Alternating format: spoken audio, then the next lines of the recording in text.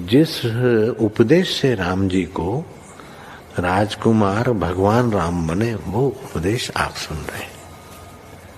कितना ऊंचा ग्रंथ है। इसको वाल्मीकि रामायण भी बोलते, योग वशिष्ठ महारामायण भी बोलते। राम तीर्थ ने इसी का बार बार अध्ययन किया था।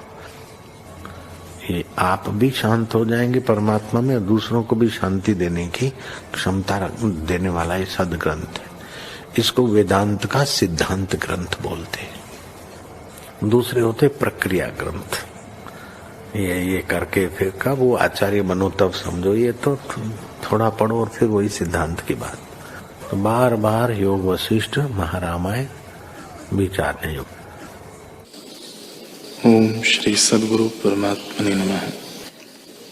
श्री वशिष्ठ जी बोले, हे राम जी, इंद्रियां और मन रूप चील पक्षी हैं। जब इनको विषय भोग नहीं होते तब ऊर्ध्व को उड़ते हैं, और जब विषय प्राप्त होते हैं तब नीचे को आ गिरते हैं। जिस पुरुष ने विवेक रूपी जाल से मन को बांधा है, उसको ये भोजन नहीं कर सकते।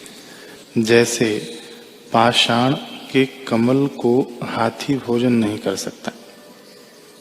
हे राम जी, ये भोग आपात रमणीय और अत्यंत विरस है। जो पुरुष इनमें रमण करता है वह नरक को प्राप्त होगा, और जो पुरुष ज्ञान के धन से संपन्न है और देह रूपी देश में रहता है, वह परम शोभा पाता है और आनंदवान होता है, क्योंकि बड़े ऐश्वर्य से उसने इंद्रिय रूपी शत्रु जीते हैं। हे राम जी, विवेकी की इंद्रियां पतिव्रता स्त्रीवत हो जाती है। मन माता की नाई पालना करने वाला होता है और चित्त शुद्ध हो जाता है। हे राम जी, जब प्रथम शुभ गुणों से विवेक रूपी बीज संचित होता है, तब शुभ मन सर्व संपदा का देने वाला परमानंद अति सफल भूमि को प्राप्त होता है। ओम श्री सद्गुरु परमात्मने नमः। श्री वशिष्ठ जी बोले, हे राम जी, वास्तव में द्वैत कल्पना कोई नहीं, केवल ब्रह्म सत्ता अपने आप में है। जो आत्म तत्व अनंत है, वही अज्ञान से अन्य की नहीं भासता है। जब जीव अनात्मा में आत्माभिमान करता है, तब परिच्छिन्न कल्पना होती है और शरीर को अच्छेद रूप जान के कष्टवान होता है। परंतु आत्मपद में भेद अभेद विकार कोई नहीं, क्योंकि वह तो नित्य शुद्ध बोध और अविनाशी पुरुष है।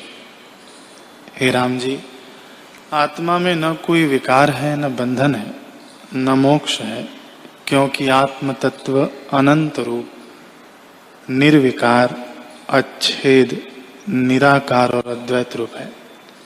उसको बंध विकार कल्पना कैसे हो? हे राम जी, देह के नष्ट हुए आत्मा नष्ट नहीं होता। जैसे चमड़ी में आकाश होता है, तो वह चमड़ी के नाश हुए नष्ट नहीं होता। तैसे ही देह के नाश हुए आत्मा नष्ट नहीं होता। जैसे फूल के नाश हुए गंध आकाश में लीन होती है, जैसे कमल पर बर्फ पड़ता है तो कमल नष्ट हो जाता है, भ्रमर नष्ट नहीं होता। और जैसे मेघ के नाश हुए पवन का नाश नहीं होता, तैसे ही देह का नाश हुए आत्मा का नाश नहीं होता। ओम श्री सद्गुरु परमात्मने नमः। श्री वशिष्ठ जी बोले, हे राम जी, जो ज्ञानवान पुरुष है उसको तो एक आत्मा ही भासता है, और अज्ञानी को नाना प्रकार जगत भासता है। जगत कुछ वस्तु नहीं है, केवल आत्मसत्ता ही अपने आप में स्थित है। अनुभव स्वभाव से प्रकाशता है और सूर्य आदि सबको प्रकाशने वाला है।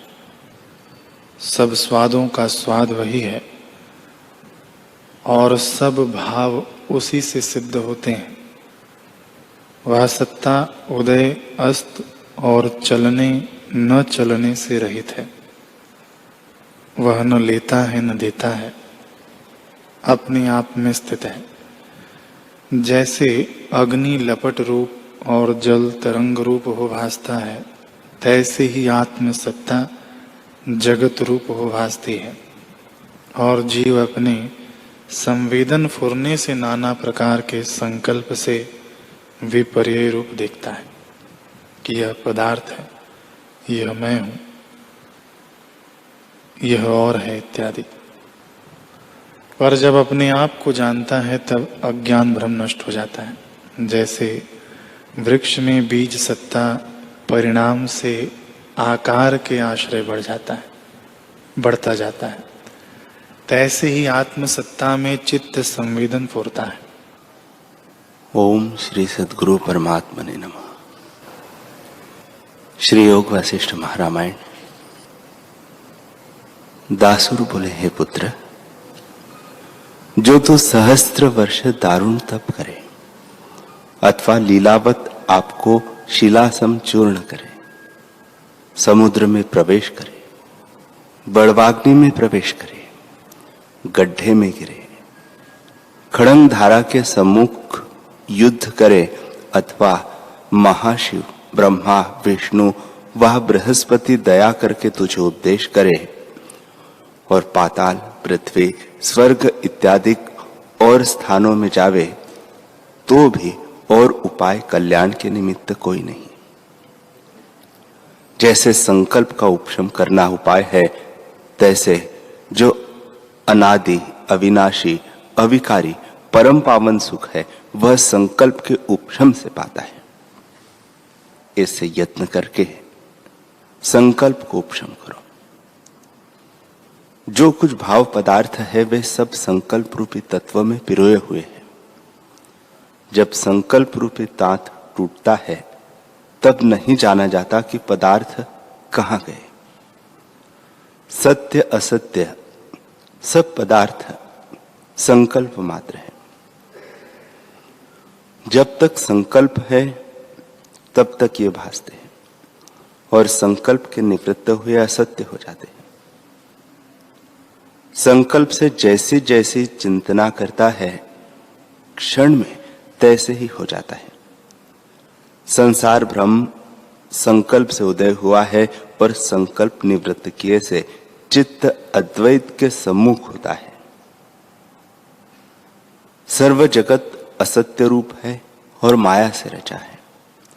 जब संकल्प को त्याग कर यथा प्राप्ति में विचरेगा तब तुझको कोई खेद न रहेगा।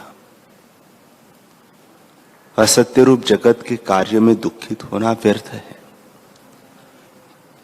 जब संयुक्त जगत व असत्य जानोगे तब दुखी भी न होंगे। जब तक जगत का सद्भाव होता है तब तक दुख होता है और जब असत्य जाना तब दुख भी नहीं रहता। बोधवान को कोई दुख नहीं भासता। ऐसे जो नित्य प्राप्त सत्ता रूप है उसमें स्थित होकर विकल्प के समूह बड़े समूह को त्याग करो और अद्वैत आत्मा में विश्राम सुख को प्राप्त होकर सुषुप्ति रूप चित्त वृत्ति को धार के विचरो। इतना सुन पुत्र ने पूछा, हे भगवान, संकल्प कैसा है और वह उत्पन्न वृद्ध और नाश कैसे होता है? दासुर बोले, हे पुत्र, अनंत जो आत्म तत्व है वह सत्ता समान रूप है। जब वह चैतन्य सत्ता द्वैत के सम्मुख होती है तब चेतना का लक्षण जो वृत्ति ज्ञान रूप है वही बीज रूप संवित उल्लास मात्र सत्ता को प्राप्त होकर घन भाव को प्राप्त होती है। फुरने से आकाश को चेतता है और आकाश को पूर्ण करता है। जैसे जल से मेघ होता है वैसे ही फुरने की दृढ़ता से आकाश होता है। अपना स्वरूप आत्म सत्ता से भिन्न भासता है यह भावना चित्त में भावित हो जाती है। जैसे बीज अंकुर भाव को प्राप्त होता है, तैसे ही सत्सम्मित संकल्प भाव को प्राप्त होता है। संकल्प से ही संकल्प उपजता है और आप ही बढ़ता है, जिससे सुखी दुखी होता है। तब अचल रूप में चित्त संवेदन दृश्य की ओर फुरता है, तब उस फुरने का नाम संकल्प होता है। और स्वरूप से भूलकर जब दृश्य की ओर फुरता है, तब संकल्प वृद्ध होता है और जगत जाल रचता है। जो कुछ प्रपंच है वह संकल्प का रचा संकल्प मात्र है। जैसे समुद्र जल मात्र होता है, जल से भिन्न नहीं, तैसे ही जगत भी संकल्प से भिन्न नहीं। आकाश मात्र से भ्रांति रूप जगत फुराया है और मृग तृष्णा का जल और आकाश में द्वितीय चंद्रमा भासता है, तैसे ही तुम्हारा उपजना और बढ़ना भ्रम मात्र है। जैसे तम का चमत्कार होता है, तैसे यह जगत मिथ्या संकल्प से उदय हुआ तुझको भासता है। हे पुत्र, तेरा उपजना भी असत्य है और बढ़ना भी असत्य है। जब तू इस प्रकार जानेगा, तब इसकी आस्था भी लीन हो जाएगी। यह पुरुष है, वह है, मैं हूं, ये सब भाव दुख सुख सहित पदार्थ अज्ञान से व्यर्थ भासते हैं और इनमें आस्था करके हृदय से तपता रहता है। अहम तोम आदिक दृश्य सब असत्य रूप है। जब यह भावना करेगा, तब तो पृथ्वी में कल्याण रूप होकर विचरेगा और फिर संसार को प्राप्त न होगा। अहम त्वम से आदि लेकर जब सब दृश्य की भावना हृदय से जावेगी, तब इसका अभाव हो जाएगा। हे पुत्र, फल को तोड़कर मर्दन करने में भी कुछ यत्न होता है, परंतु आपसे सिद्ध और भावना मात्र संकल्प के त्याग करने में कुछ यत्न नहीं। फूल के ग्रहण करने में भी यत्न है, क्योंकि हाथ का स्पंदन होता है, पर इसमें तो जो कुछ भाव रूप है वह है नहीं, तो उसके त्यागने में क्या यत्न है। इससे कुछ है नहीं। इस दृश्य प्रपंच से विपर्य भाव करना कि न मैं हूं न जगत है। जिस पुरुष ने इस दृश्य जगत का सद्भाव संकल्प नाश किया है, वह शांति रूप होता है। यह संकल्प तो एक निमेष में लीला से जीत लेता है। भाव रूप जो आत्मसत्ता है, उसमें जब अपना आप उपशम करे, तब स्वस्थ होता है। जो शुद्ध मन से मन को छेदेगा, वह आत्म तत्व में स्थित होगा। इसमें क्या यत्न है। संकल्प के उपशम हुए जगत उपशम होता है और संसार के सब दुख मूल से नाश हो जाते हैं। संकल्प, मन, बुद्धि, जीव, अहंकार आदि जो सब नाम है, ये भेद कहने मात्र है। इनके अर्थ में कुछ भेद नहीं। जो कुछ दृश्य प्रपंच जाल है, वह सब संकल्प मात्र है। संकल्प के अभाव हुए कुछ नहीं रहता। इससे संकल्प क्रोध हृदय से काटो। आकाश की नई जगत शून्य है। जैसे आकाश में नीलता भ्रांति से भासती है, तैसे यह जगत असत्य विकल्प से उठा है। संकल्प और जगत दोनों असत्य है। इससे सब असत्य रूप है। असत्य रूप संकल्प ने यह सब सिद्ध किया है। इसकी भावना में आस्था करनी मिथ्या है। जब ऐसे जाना, तब इष्ट रूप किसको जाने, वासना किसकी करे और अनिष्ट किसको जाने। सब वासना नष्ट हो जाती है और वासना के नष्ट हुए सिद्धि प्राप्त होती है। हे पुत्र, जो यह जगत सत्य होता तो विचार किए से भी दृष्टि आता, सो तो विचार किए से इसका शेष कुछ नहीं रहता। जैसे आकाश के देखने से तम दृष्टि नहीं आता, तैसे ही विचार कर देखे से जगत सत्य नहीं भासता। इससे यह अविचार सिद्ध है, असत्य रूप है। और बुद्धि की चपलता से यह भासता है। जिस पुरुष को जगत भावना उठ गई है, उसको जगत के सुख दुख स्पर्श नहीं करते। निर्णय से जो असत्य रूप जाना, उसमें फिर आस्था नहीं उदय होती, और जब आस्था गई तब भाव अभाव बुद्धि भी नहीं रहती। संसार के सुख सब मिथ्या मन के फुरने से रचे हैं और मनोराज के नगरवत स्थित हुए हैं।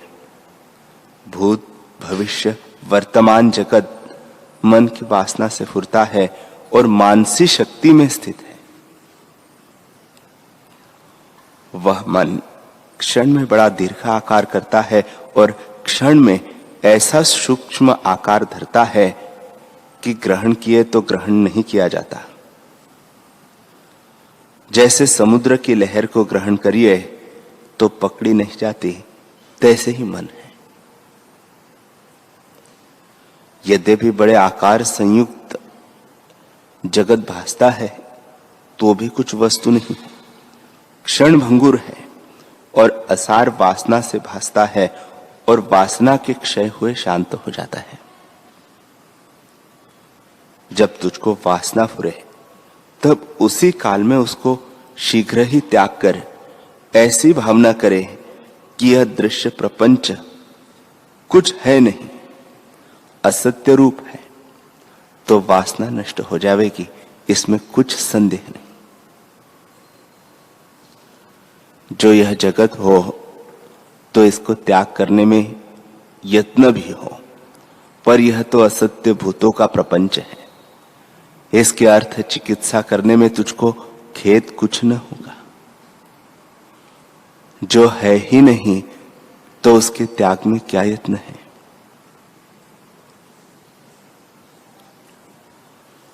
यदि यह संसार सत्य होता तो इसके नाश निमित्त कोई न प्रवर्तता, पर यह तो सब असत्य रूप है और विचार किए से कुछ नहीं पाया जाता। इसे असत्य अहंकार रूप दृश्य को त्याग कर सत्य आत्मा को अंगीकार करो।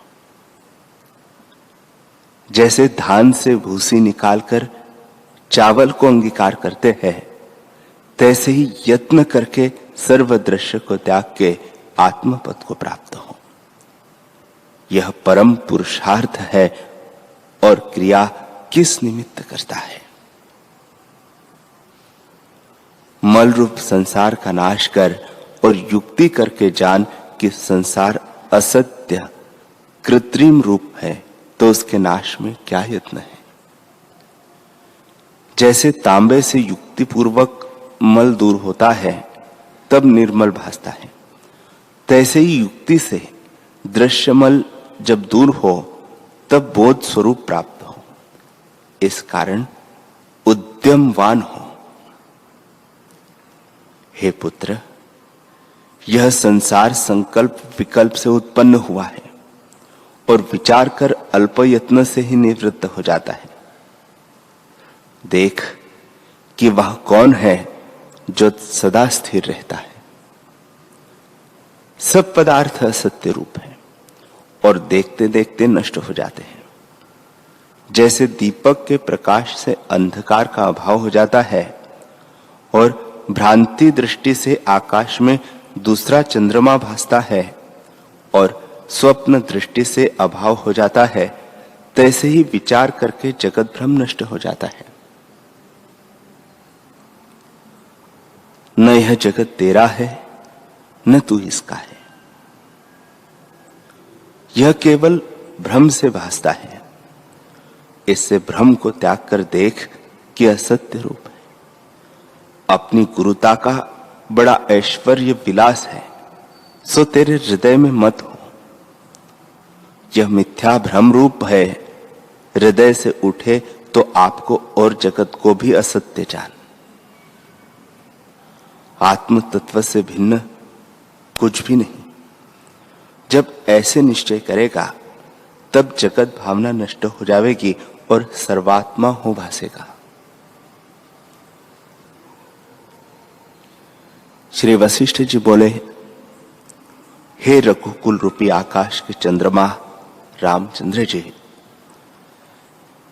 जब इस प्रकार दासुर ने पुत्र को उपदेश किया तब मैं उसके पीछे आकाश में स्थित था। सो कदम्ब वृक्ष के अग्रभाग में जा स्थित हुआ। जैसे मेघ वर्षा से रहित तृष्णिम होकर पर्वत के शिखर पर जा स्थित होता है, तैसे ही मैं भी जा स्थित हुआ। दासूर शुरमा ने जो अज्ञान रूपी शत्रु का नाश करता और परम शक्ति से प्रकाशमान था, तब से उसकी देह ऐसी हो गई थी मानो सुवर्ण का चमत्कार है। मुझको अपने आगे देखा कि वशिष्ठ मुनि आए हैं। ऐसे जानकर उसने उठ के अर्घ्य पाद्य से पूजन किया और फिर हम दोनों वृक्ष के पत्र पर बैठ गए। उसने फिर पूजन किया और जब पूजन कर चुका तब हम दोनों कथा का प्रसंग चलाने लगे और उस चर्चा से उसके पुत्र को संसार समुद्र के पार करने के निमित्त जगाया।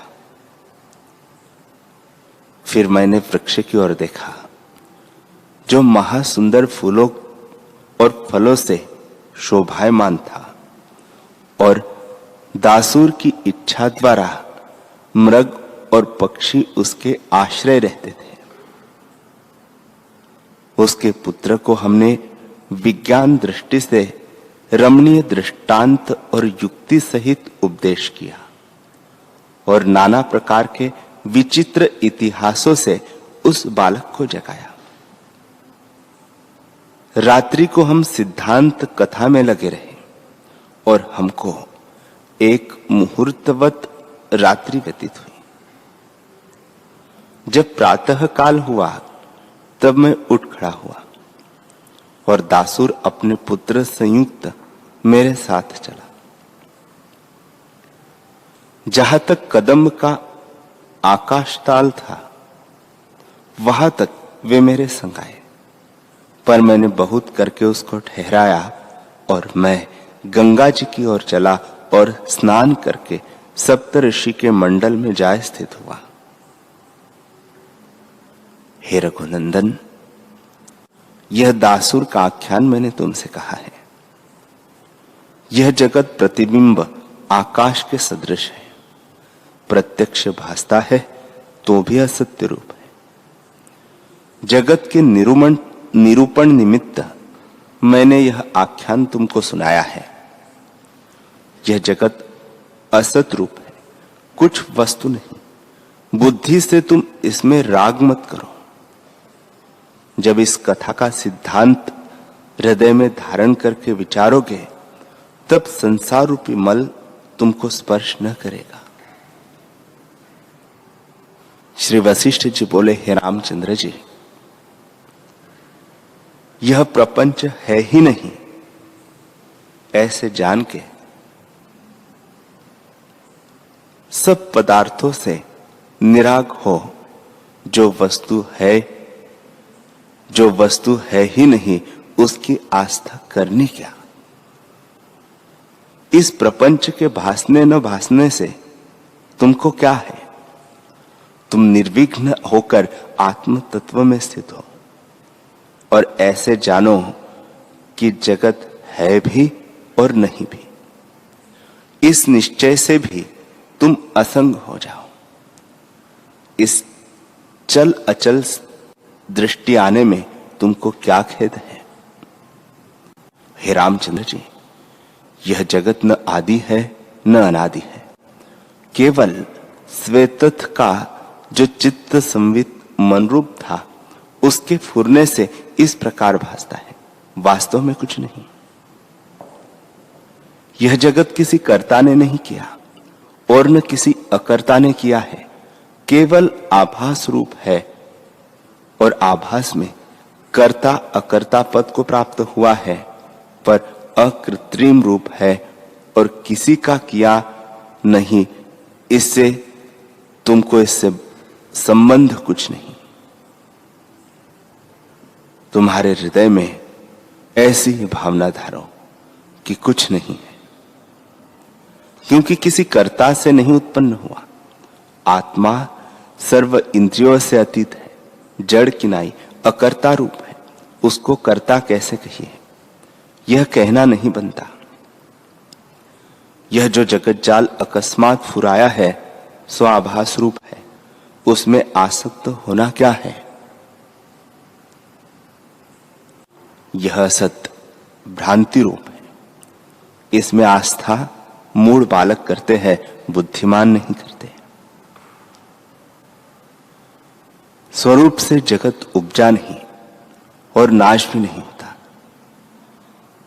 निरंतर दृष्टि में आता है और अज्ञान से बारंबार भावना होती है तो भी कुछ नहीं, असत रूप है और निरंतर प्रत्यक्ष नष्ट होता जाता है।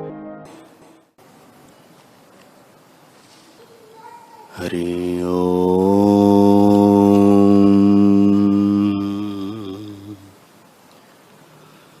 हरि ओम।